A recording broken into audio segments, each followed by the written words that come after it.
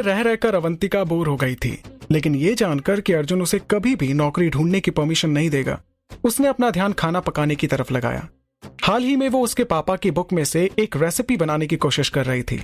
उसके पति और मैडम रीना ने खाना बनाने में और टेस्ट करने में उसकी मदद भी की थी। फिर भी उसने पाया कि उसमें कुछ कमी है। हालांकि अर्जुन और उसके हाउसकीपर ने उसके बनाए हुए डिशेस को काफी पसंद किया। दिन के खाने के बाद उसने श्योर किया कि अलविदा करने से पहले मैडम रीना और उनके 2 कुत्तों की लिस्ट उसके हैंडबैग में थी। वो उनके गैरेज की तरफ मुड़ी और उनकी सबसे सस्ती कार जो उनके गेट के सामने खड़ी थी वहां तक पहुंची। कहीं जा रहे हो? एक जाने पहचाने चेहरे ने अवंतिका को ग्रीट किया। अरे संध्या, तुम यहाँ? क्या हुआ? अर्जुन यहाँ नहीं है, क्या तुम्हें कुछ चाहिए? संध्या हंसी और एक हाथ को लहराया। उसके काले बाल एक ढीली चोटी में बंधे हुए थे। वो एक सफेद शर्ट पहने हुए थी। उसने एक टाइट ब्लू जीन्स और कैजुअल शूज पहने हुए थे। कितनी हैरानी की बात है, अवंतिका ने ऐसा कुछ भी नहीं पहना था कि उसे देखकर ऐसा लगे कि वो भी अमीर है। नहीं, मैंने अर्जुन को फोन किया था और पूछा कि क्या मैं तुम्हारे साथ बाहर घूम सकती हूँ। उसने मुझसे कहा कि मैं तुम्हें बाहर लेकर जा सकती हूँ और घर जाकर देखूं कि क्या अभी भी मैं घर पे ही हूँ। ठीक है, मैं आज रात के खाने के लिए खरीदारी करने जा रही हूँ, अवंतिका ने जवाब दिया। उसके शब्दों से हैरान होकर संध्या उसे देख रही थी। तुम अपने खाने के लिए खरीदारी करती हो? ये हैरानी की बात है। मुझे लगा कि तुम अर्जुन की लाडली पत्नी हो, वो तुमसे कोई काम नहीं करवाता है। ओह, ऐसी बात नहीं है। अर्जुन ने मुझे इस बार उनके लिए चिकन बनाने के लिए कहा है। अवंतिका उसकी पत्नी बहू को उठाने लगी। अर्जुन वास्तव में उसे बहुत ज्यादा गिफ्ट्स के साथ बिगाड़ने की कोशिश कर रहा था, लेकिन अवंतिका ने ज्यादातर उसके गिफ्ट्स को रिजेक्ट कर दिया था, खासकर जब उसे पता होता था कि वो काफी महंगे हैं। कम से कम अर्जुन ने महसूस किया था कि वो खुद को कभी भी यूं बेकार खर्चे में इन्वॉल्व नहीं होने देगी, इसलिए उसे ज्यादा लिमिट वाला एक और ब्लैक कार्ड दिया गया था। हे, मैं तुम्हारे साथ जाऊंगी। मैं बहुत देर तक एक जगह नहीं रह सकती हूँ और मेरे पति घर में नहीं है। संध्या ने अवंतिका को खींचा और उसे अपनी कार तक ले गई। क्या तुम श्योर हो कि तुम्हारे पास करने के लिए कुछ भी नहीं है? अब मेरा मतलब है कि तुम्हारी जैसी लेडी को बिजी होना चाहिए, है ना? अर्जुन के समझाने के बाद कि संध्या कॉलेज में उसकी एक परिचित थी और काफी कम समय के लिए उसकी एक्स फियांसे रह चुकी थी, अवंतिका संध्या की प्रेजेंस के साथ अच्छा महसूस कर रही थी। नए लोगों से मिलना और नए दोस्त बनाने के लिए ये काफी अच्छा था। इसके बाद अवंतिका ने संध्या से कहना शुरू किया, मेरा मतलब है कि तुम मोस्टली पार्टीज और फंक्शंस की प्लानिंग करती रहती होंगी, सो आई थॉट कि तुम्हारे पास टाइम नहीं होगा। ऐसा बिल्कुल नहीं है, संध्या शर्मा ने अवंतिका की तरफ देखते हुए कहा। सो अगर अब तुम्हें मुझ पर यकीन है कि मेरे पास बहुत फ्री टाइम है, तो क्या अब हम बात खत्म करें और चलें? हाँ बिल्कुल। उन्होंने उम्मीद से थोड़ी देर बाद सभी खरीदारी पूरी कर ली थी। संध्या रेमन और कॉफी सुपरमार्केट को देखकर मोहित हो गई थी। वो इससे पहले कभी ऐसे माहौल में नहीं रही, इसलिए उसकी आंखें एक्साइटमेंट में झूम रही थी। जैसे ही वो चारों तरफ देखती, वहां की सारी चीजें उसका ध्यान अपनी तरफ खींचने लगी। वाह, मैंने पहले इंस्टेंट कॉफी के बारे में सुना है, लेकिन मैंने कभी सोचा नहीं था कि ये इतनी सस्ती होगी।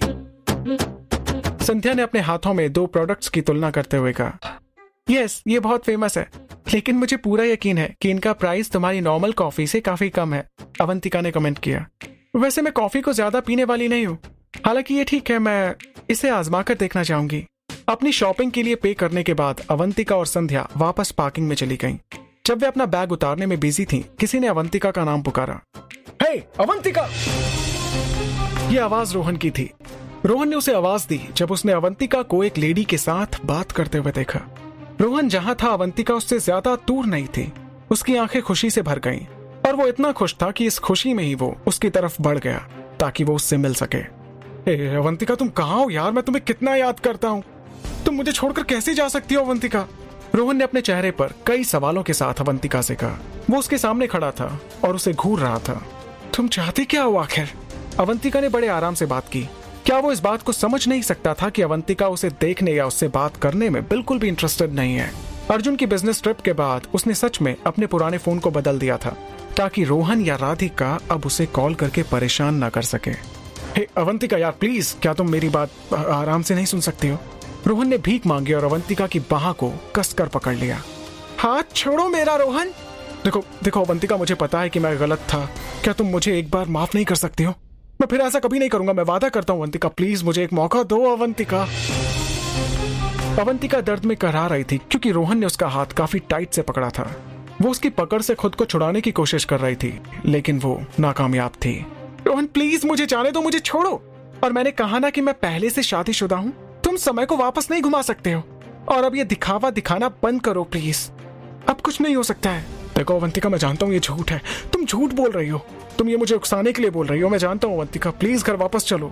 रोहन उस पर वापस चिल्लाते हुए गिड़गिड़ाते हुए बोला, लेकिन तभी संध्या ने आगे बढ़कर उसका हाथ पकड़ लिया। अरे हेलो, मुझे नहीं पता कि तुम मेरी अवंतिका के क्या लगते हो, लेकिन उसे नुकसान पहुंचाने की कोशिश की ना, तो इसके लिए तुम्हें पे करना होगा। मुझे लगता है कि तुम अपनी मौत को बुलावा दे रहे हो। तुम्हें पता नहीं कि अर्जुन की पत्नी है? संध्या की तेज आवाज से रोहन डर गया। संध्या ठीक कह रही थी। अर्जुन निश्चित रूप से बहुत गुस्सा होगा जब उसे पता चलेगा कि संध्या के साथ होते हुए भी उसकी पत्नी को किसी और ने चोट पहुंचाई है। संध्या ने अर्जुन का राक्षस रूप देखा था, और वो कभी भी एक सो रहे राक्षस को ट्रिगर करने की कोशिश नहीं करेगी। इसलिए उसने रोहन को वार्न करते हुए कहा, हे प्लीज मुझे जाने दो, तुम मुझे चोट पहुंचा रहे हो, हाथ छोड़ो मेरा। अवंतिका ने विरोध किया, लेकिन वो खुद को छुड़ाने में फेल रही। हे यू, मेरे और अवंतिका के बीच से दूर रहो, ये हमारा मामला है। और अवंतिका, जब तक तुम मेरी बात नहीं सुनती, मैं तुम्हें कहीं नहीं जाने देने वाला हूँ। रोहन ने अवंतिका का हाथ और कसके पकड़ते हुए कहा, हे यू, तुम्हें एक बात समझ नहीं आती? हाथ छोड़ो उसका। संध्या ने चेतावनी दी। वो अवंतिका को किसी के द्वारा चोट पहुंचाते हुए नहीं देख सकती थी। इसके बाद संध्या रोहन से अवंतिका का हाथ छुड़ाने की कोशिश करने लगी। इस पर रोहन ने उसे धक्का दिया। हे यू, सुना नहीं तुमने? दूर रहो। और संध्या जमीन पर गिर गई। संध्या! अवंतिका डर गई जब उसने देखा कि संध्या पर रोहन ने हमला कर दिया था। उसने उसे नीचे गिरा दिया था। बदतमीज, मैं तुम्हें कभी माफ नहीं करूंगी। तुम्हारी हिम्मत कैसे हुई संध्या को हाथ लगाने की? अवंतिका रोहन पर चिल्लाई। उसकी बातों से हैरान होकर रोहन ने उसकी कलाई छोड़ दी। अवंतिका ने अपने कदम बढ़ाए और संध्या को उठने में उसकी मदद की। तुम ठीक तो हो ना संध्या? हाँ अवंतिका, मैं ठीक हूँ। संध्या ने अपने कपड़ों से गंदगी को पोंछते हुए अवंतिका से कहा, अवंतिका प्लीज मुझे बताओ कि मैं ऐसा क्या करूं ताकि तुम्हें लगे कि मुझे अपनी गलती का एहसास है। प्लीज मुझे माफ कर दो। मुझे माफी पाने के लिए क्या करना होगा ये बताओ। रोहन ने कहा। रोहन माफी की भीख मांग रहा था और फिर उसने एकदम से कहा, मुझे पता है, अगर तुम चाहो तो मैं तुमसे शादी कर सकता हूँ ताकि तुम्हें कोई गलत फहमी ना हो। अवंतिका अपने एक्स बॉयफ्रेंड की बातों को सुनकर हंसने लगी। उसने सोचा कि अभी अभी उसने कैसा मजाक किया था। रोहन! तभी बीच में किसी ने जोर से और गुस्से भरी आवाज में रोहन को पुकारा। अवंतिका ने अपने सिर को उस जानी पहचानी आवाज की तरफ मोड़ दिया जिसे वो कभी भी पहचान सकती थी। इसके बाद उन तीनों ने देखा कि राधिका रोहन के पीछे खड़े इस इंसिडेंट को देख रही थी। राधिका ने रोहन की बात सुन ली थी, जो उस वक्त अपनी एक्स गर्लफ्रेंड को उससे शादी करने के लिए कह रहा था। मैं तुम्हारे जैसे किसी इंसान से शादी करने के लिए अपने स्टैंडर्ड्स को कम क्यों करूंगी? और मुझे लगता है कि तुम भूल गए हो कि मैं ऑलरेडी शादीशुदा हूँ। अवंतिका ने रोहन को ताना मारते हुए कहा। अब जबकि सच्चाई सामने आ गई थी तो आखिरकार उसे अपने मन की शांति मिल गई। और वैसे क्या तुम नहीं जानते रोहन कि मेरे अर्जुन तुमसे बेटर हैं? इसके अलावा उनके सिवा मेरे लिए इस दुनिया में कोई आदमी नहीं है। इसके बाद राधिका ने अपनी दोस्त का सामना किया जिसने उसका दिल तोड़ दिया था। राधिका को यह एहसास नहीं हो सकता था कि तब अवंतिका कितना रोई थी, ये जानकर कि उसकी अपनी दोस्त ने ही उसके पीठ में छुरा घोंपा था। ओह वेल राधिका, क्या तुम्हें पता है कि एक आदमी से धोखा खाने का दर्द कैसा होता है? अवंतिका मुस्कुराकर कहने लगी। वो उन्हें फिर से उसे चोट पहुंचाने की अनुमति नहीं देगी। एक बार काफी था, 2 बार बहुत ज्यादा होगा और 3 बार पागलपन होगा। और तो और राधिका, ये तुम्हारा रोहन जिसके लिए तुमने इतना सब कुछ किया, उसने अभी अभी मुझे शादी के लिए प्रपोज किया।